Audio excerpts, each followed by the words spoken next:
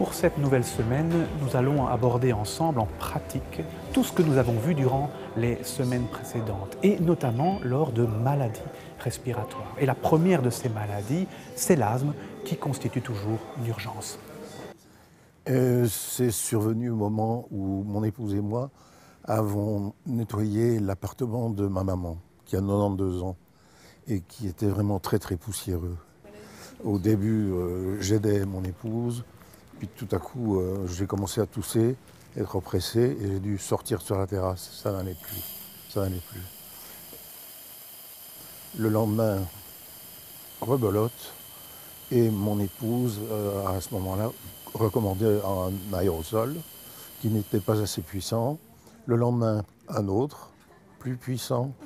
Et ce matin, vraiment, la crise était trop forte. Je suis venu aux urgences.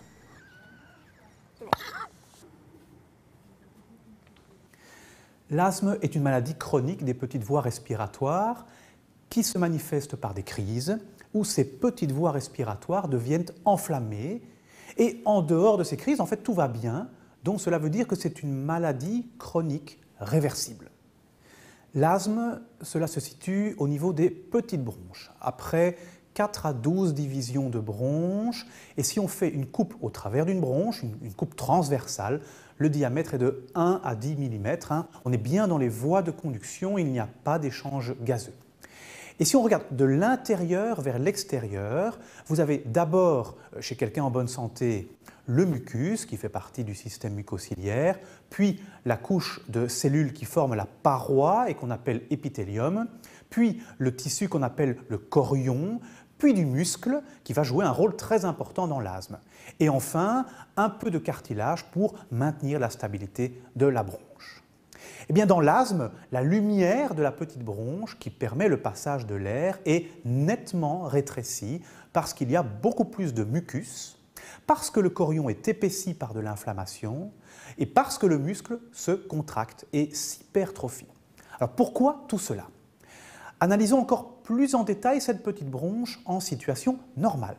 Vous avez donc du mucus, la paroi faite d'une couche de cellules qui contiennent des cils vibratiles et d'autres qui sécrètent le mucus, puis le chorion qui contient notamment des globules blancs et parmi ceux-ci des mastocytes qui sont des globules blancs qui sécrètent de l'histamine qui intervient beaucoup dans l'asthme.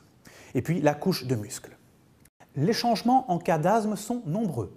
D'abord, il y a augmentation du mucus et donc augmentation, hypertrophie des cellules productrices de mucus. Le chorion est très épaissi parce que plein de cellules inflammatoires qui s'y trouvent. Les mastocytes qui sécrètent davantage d'histamine et aussi d'autres globules blancs, les neutrophiles et les lymphocytes T. Et enfin, il y a hypertrophie, c'est-à-dire augmentation de l'épaisseur du muscle autour de la bronche. Entrons encore plus en profondeur dans la compréhension de l'asthme. Quels sont les acteurs de cette inflammation, de cette obstruction, de cette hyperréactivité des bronches? Tout d'abord, puisque l'asthme est fréquemment lié à une allergie, il y a l'antigène, qui est une protéine extérieure qui va être à l'origine de la réaction allergique. Et à côté de l'antigène, il y aura l'anticorps sécrété par les globules blancs de notre organisme. Et dans l'asthme, ces anticorps sont des protéines appelées immunoglobulines E, IgE. Et ces anticorps vont se fixer à l'antigène. La seconde catégorie d'acteurs, ce sont les globules blancs. Il y a les mastocytes qui, quand ils forment un complexe avec les anticorps IgE, vont sécréter de l'histamine. Il y a aussi les lymphocytes T qui vont moduler et réguler toute la réaction inflammatoire de l'asthme. Les troisièmes acteurs sont les médiateurs inflammatoires, c'est-à-dire des protéines que les globules blancs vont synthétiser et qui vont participer à la réaction inflammatoire, comme par exemple l'histamine, qui a une action de bronchoconstriction sur le muscle des bronches et une action d'œdème, donc de gonflement local. Il y a énormément d'autres médiateurs. Quand les acteurs entrent en scène, cela donne quelque chose comme cela. Un antigène extérieur, comme par exemple le chlore d'épicine, dont parlait Claire de Burbure dans une vidéo précédente. Eh bien, cet antigène va activer la présence de lymphocytes T dans le chorion. Cette activation du lymphocyte T aura plusieurs conséquences. Ce lymphocyte T va promouvoir la production d'IgE par d'autres lymphocytes. Ces IgE vont ensuite former un complexe avec les mastocytes. Ce complexe va pouvoir à son tour fixer les antigènes extérieurs, ce qui va provoquer la libération d'histamine qui va agir sur le muscle et provoquer une bronchoconstriction. Et tout le processus s'amplifie et tous ces globules blancs présents dans le chorion créent de l'inflammation et donc un œdème. Et voilà comment vous obtenez les deux composants de l'asthme, l'obstruction et l'inflammation des bronches. Obstruction, à la fois par constriction des muscles autour des bronches et aussi par augmentation du mucus, et inflammation, eh bien, tout cela influence la façon dont on fait le diagnostic de l'asthme, la façon dont on le traite ou la façon dont on en évalue sa gravité.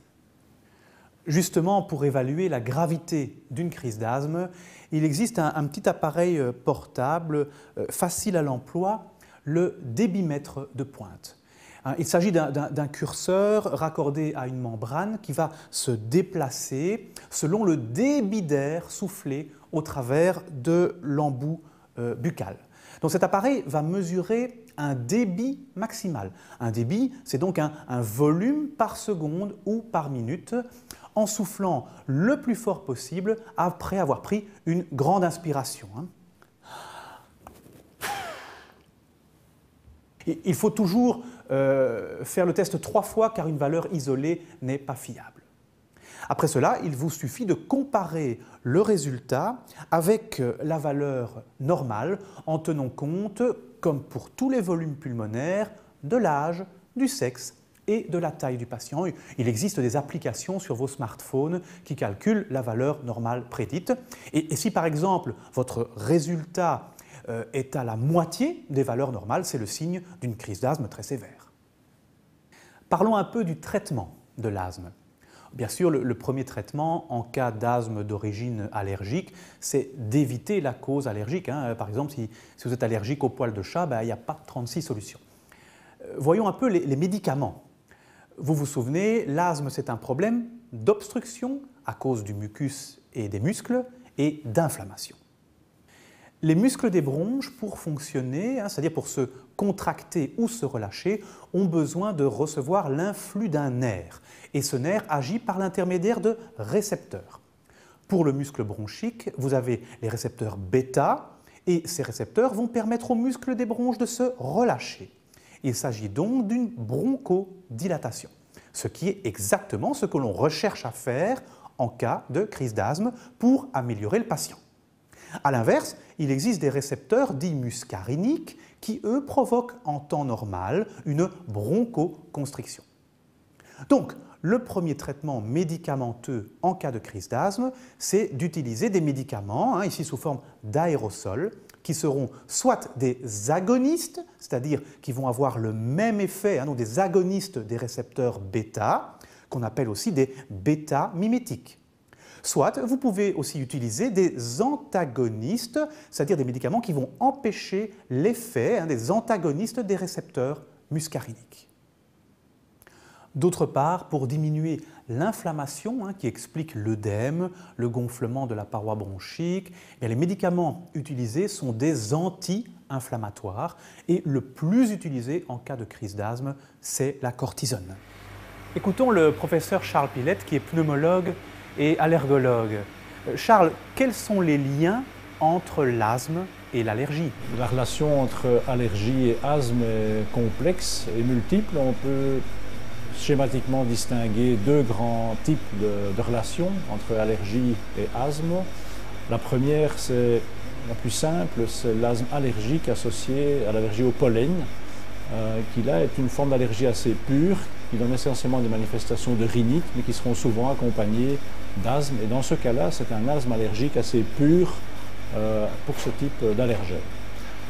Par contre, pour les allergies plus chroniques, plus pérannuelles, là, la relation entre allergie, par exemple aux acariens ou à certaines moisissures, ou encore aux poils d'animaux, chats ou chiens, sera beaucoup plus complexe à évaluer en clinique et nécessite un interrogatoire très précis du patient. Alors l'asthme, grosso modo, dans environ 75% des cas, est associé à un terrain allergique. Et donc dans 25% des cas, on ne trouve pas, on ne peut mettre en évidence d'allergie chez les patients. Donc lors du diagnostic de l'asthme, ce qui est critique, c'est de pouvoir objectiver une obstruction bronchique et qui sera variable. Alors pour cela, tu as appris à tes étudiants d'objectiver cela par un débitmètre de pointe ou une spirométrie. Et lors de ce test, on peut en fait mesurer le débit d'air et le volume d'air sur ce qu'on appelle les courbes débit-volume. Alors de manière assez simple, lors de ces courbes, le patient va inspirer profondément et puis il expire de manière rapide et forcée, ce qui va pouvoir donner un débit d'expiration maximale. Ce débit étant ensuite plus faible jusqu'à la fin de l'expiration.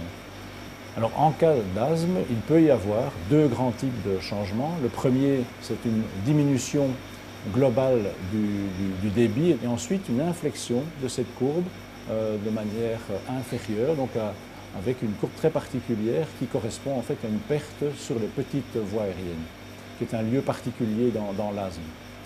Alors si cette courbe est anormale et que l'on donne à un patient qui a de l'asthme un bronchodilatateur, la caractéristique c'est que cette courbe va être réversible, va s'améliorer, ce qui va donc attester de cette variabilité, de cette réversibilité. Donc ce qui est critique pour le diagnostic de l'asthme, c'est la variabilité des symptômes et donc leur réversibilité, que l'on pourra objectiver par des mesures en débimétrie de pointe d'une obstruction bronchique.